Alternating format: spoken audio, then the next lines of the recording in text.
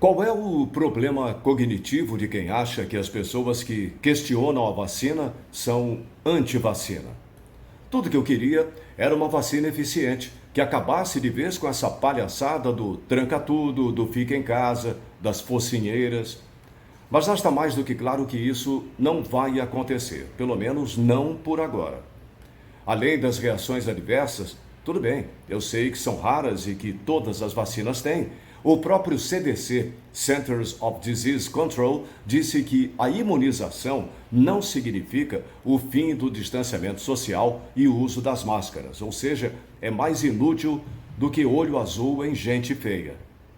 Agora, ainda no Reino Unido, foi descoberta uma nova mutação do Covid, o que motivou a restrição das comemorações das festas de fim de ano apenas às pessoas da mesma família. Ou seja, no primeiro país do mundo a vacinar sua população, já surgiu uma variação do vírus que obriga a continuar a quarentena.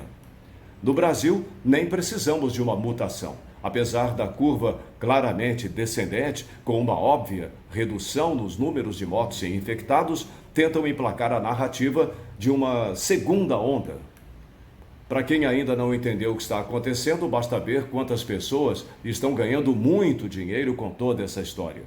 Enquanto o seu Zé da padaria fecha as portas e a dona Maria balconista perde o emprego, no topo da pirâmide, para os verdadeiros donos do mundo, o dinheiro jorra.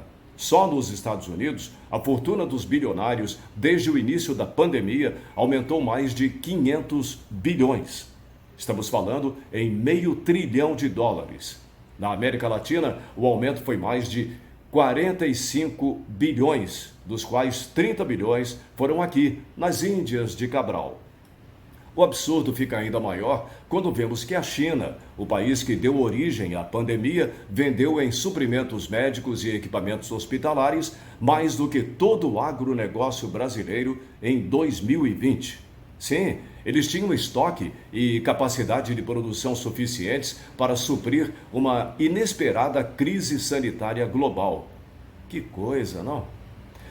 No último ano da década em que a direita estava tomando força no mundo todo e pela primeira vez na história a porcentagem de pessoas em situação de fome tinha atingido um dígito, as medidas desastrosas para a contenção da pandemia fizeram que recuássemos vários anos nos índices de desenvolvimento humano global, voltando milhões de pessoas para a condição de miséria, fortalecendo os estados e tolhendo as liberdades individuais.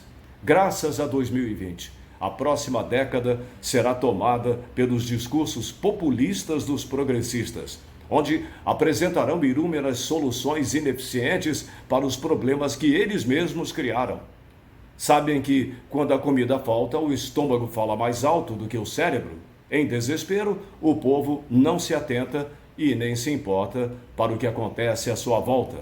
O vírus existe, lógico que existe. Negar isso é loucura.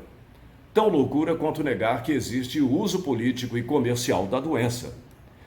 Está sendo a melhor oportunidade do século para que os políticos aumentem seus poderes e os metacapitalistas aumentem suas fortunas. Lógico que eles não querem que acabe. É o verdadeiro negócio da China. Segundo Leon Tolstói, um dos maiores escritores de todos os tempos, não alcançamos a liberdade buscando a liberdade, mas sim a verdade. A liberdade não é um fim, mas uma consequência.